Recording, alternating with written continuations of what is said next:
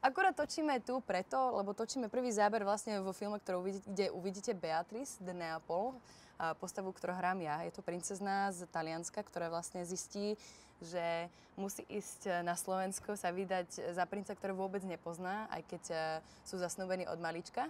A toto je prvý záber, kde vlastne ona zistí, že už prišli pre ňu a už musí cestovať preč zo svojho obľúbeného Neapola. Takže je veľmi smutná, je trochu v strese, trošku sa bojí a tak ďalej.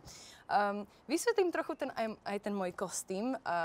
Tieto šaty vážia asi 50 kg navyše, takže síce nie som úplne najchudšia baba na svete, ale je to trochu navyše. Toto nie sú moje vlasy.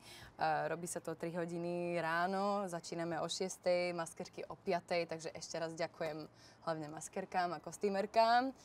A dúfam, že si pôjdete pozrieť ten film. Veľmi sa na vás teším, lebo to bude krásne. Ďakujem.